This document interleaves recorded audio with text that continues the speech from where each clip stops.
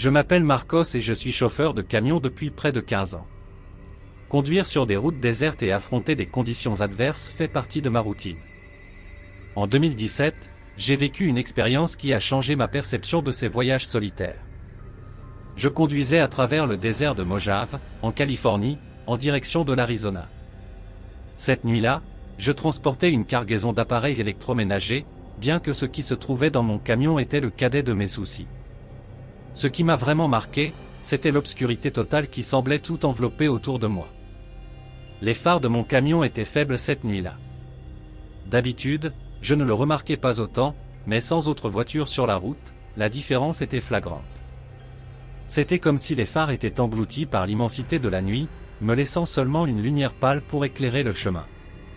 Je me retrouvais à forcer ma vision toutes les quelques minutes, essayant de voir la route devant moi, ce qui devenait épuisant. Alors que je conduisais, je débattais intérieurement sur l'opportunité de m'arrêter quelques heures et d'attendre le lever du soleil. La logique disait que ce serait plus sûr, mais le temps me pressait. J'avais désespérément besoin d'argent et je ne pouvais pas perdre de temps. La route était droite, et je me suis convaincu que, malgré la mauvaise visibilité, je pourrais atteindre ma destination sans problème. C'est avec cette pensée que j'ai décidé de continuer, ignorant l'inconfort croissant et le pressentiment que quelque chose n'allait pas. Alors que je continuais à conduire à travers le désert, entouré d'obscurité de tous côtés, j'ai vu quelque chose s'approcher rapidement au loin. Mes phares faibles éclairaient à peine la route devant moi, et mon cœur s'est accéléré à l'idée de heurter un animal. J'ai appuyé sur les freins, sentant le camion ralentir jusqu'à s'arrêter à quelques mètres d'une voiture arrêtée au milieu de la route, avec les feux de détresse allumés. Ce qui m'a immédiatement frappé, c'était la porte du passager grande ouverte. Malgré le décor sombre et l'isolement total, ma première réaction n'a pas été la peur, mais la curiosité. Je suis un gars intrépide, habitué à affronter des situations difficiles, alors j'ai pensé que peut-être quelqu'un était en difficulté et avait besoin d'aide. J'ai reculé le camion et je me suis garé, décidant d'enquêter. Je suis sorti du camion et j'ai marché vers la voiture, une Ford Fusion rouge et relativement neuve. Le bruit des feux de détresse était le seul son à briser le silence absolu du désert. La nuit était chaude et tranquille, presque sans vent. À mesure que je m'approchais, la sensation de malaise augmentait. J'ai regardé à l'intérieur de la voiture et j'ai remarqué qu'elle était vide. J'ai vérifié le siège arrière et tout autre endroit où quelqu'un aurait pu se cacher, mais il n'y avait personne. Ma curiosité initiale a commencé à céder la place à un sentiment d'inquiétude.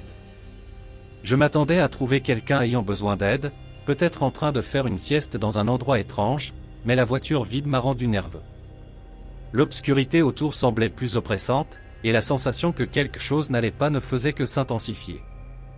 J'ai continué à regarder autour de moi, tournant la tête dans toutes les directions, essayant de voir à travers l'obscurité dense qui m'entourait. L'inconfort croissant et la sensation d'être observé m'ont fait remettre en question ma décision de quitter le camion. Alors que mon esprit luttait contre l'inconfort croissant, j'ai décidé de continuer à enquêter. Quelque chose en moi disait que je devais découvrir ce qui se passait. J'ai regardé le tableau de bord de la voiture et j'ai vu que la clé était encore dans le contact, mais le moteur était éteint. Tout semblait normal, à part le fait que la voiture était abandonnée au milieu du désert. Je suis sorti de la voiture et je suis allé jusqu'au coffre. J'ai essayé de l'ouvrir, mais il était verrouillé. J'ai pris la clé dans le contact et j'ai déverrouillé le coffre, mais il ne s'ouvrait toujours pas. Il était coincé d'une manière ou d'une autre. J'ai ouvert la porte arrière et j'ai essayé d'accéder au coffre par là. À ma grande surprise, il s'est ouvert. Il y avait 3 sacs poubelles écrasés à l'intérieur, ainsi qu'une corde qui fermait le coffre. J'ai regardé une fois de plus par-dessus mon épaule, ressentant une tension croissante. Le chemin était libre, mais la sensation d'être observé était intense. J'étais à quelques centimètres de l'un des sacs quand le bruit le plus fort d'un coup de feu que j'ai jamais entendu a retenti dans la nuit. Mon cœur s'est emballé et j'ai heurté ma tête contre le toit de la voiture par surprise. Sans réfléchir, j'ai jeté les clés sur le siège avant et je suis sorti de la voiture aussi vite que possible. Alors que je montais dans mon camion, j'ai entendu une voix rauque crier au loin. Il criait, plusieurs fois, et sa voix semblait se rapprocher rapidement. Je suis monté dans le camion et j'ai démarré le moteur, enclenchant la vitesse aussi vite que possible. Je me souviens d'avoir juré plusieurs fois alors que le moteur calait initialement. C'est alors que je l'ai vu. Quand mon camion a commencé à bouger, j'ai vu une personne debout à côté du coffre de la voiture. C'était un homme petit et corpulent avec des cheveux roux. Il portait une combinaison et des bottes jusqu'aux genoux. Dans sa main gauche, il tenait une petite pelle, et dans la droite, un vieux fusil de chasse. Nos regards se sont croisés pendant quelques secondes alors que mon camion passait devant lui. Il ne bougeait pas. Je me souviens qu'il ne semblait pas fou ni rien. Il avait une expression inquiète sur le visage. Quand je suis passé devant lui, il a lâché la pelle et a commencé à agiter les mains, criant « Attends » plusieurs fois, mais je n'allais pas rester là une seconde de plus. J'ai appuyé à fond sur l'accélérateur, poussant le camion beaucoup plus vite que je ne le devrais. J'ai conduit pendant environ 5 minutes, essayant de traiter ce qui venait de se passer. Mon cœur battait à tout rompre, et la peur commençait à se transformer en adrénaline. Je commençais à croire que j'étais en sécurité, mais ensuite j'ai vu des phares se rapprocher rapidement derrière moi. J'ai appuyé à fond sur l'accélérateur, sentant l'adrénaline envahir mon corps. Le camion rugissait alors que j'augmentais la vitesse, essayant d'échapper à la sensation oppressante de danger qui me poursuivait. Mais, après quelques minutes, j'ai vu des phares se rapprocher rapidement derrière moi. La peur que j'essayais de repousser revenait en force. J'ai regardé dans le rétroviseur et j'ai vu que la voiture rouge, la même Ford Fusion, était sur mes talons, klaxonnant furieusement. Mon cœur battait encore plus vite, et je me suis retrouvé dans un état de panique absolue. Je ne savais pas quoi faire, alors j'ai continué à conduire, priant pour qu'il ne tente pas de me heurter. J'ai pris mon téléphone et, les mains tremblantes, j'ai appelé la police. J'ai essayé d'expliquer ce qui se passait du mieux que je pouvais, ma voix pleine de peur et d'urgence. Pendant que je parlais, la voiture continuait à klaxonner, me pressant de plus en plus. Après environ 15 minutes de cette poursuite frénétique, le conducteur du Ford s'est placé devant moi et a freiné brusquement, m'obligeant à ralentir rapidement pour éviter une collision. J'étais sur le point de le percuter lorsque, enfin, j'ai vu des lumières de police apparaître devant moi. Une sensation de soulagement m'a envahi. Le Ford a dévié sur la droite et a accéléré à travers le désert, disparaissant de ma vue. J'ai garé le camion sur le bord de la route et j'ai attendu l'arrivée du policier, mon corps encore tremblant d'adrénaline et de peur. Quand le policier est arrivé, j'ai commencé à raconter frénétiquement ce qui s'était passé. J'espérais qu'il se lancerait à la poursuite de l'homme, mais, à ma frustration, il a décidé de prendre mon déposition sur place.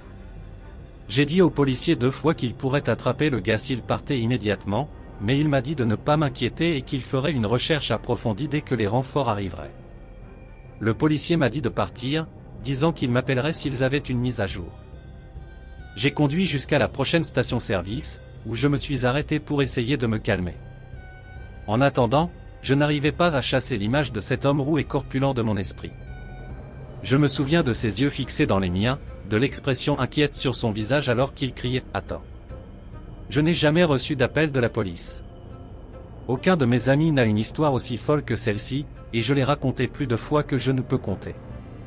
Je sais ce que vous pensez probablement, ce gars était définitivement en train d'enterrer des corps.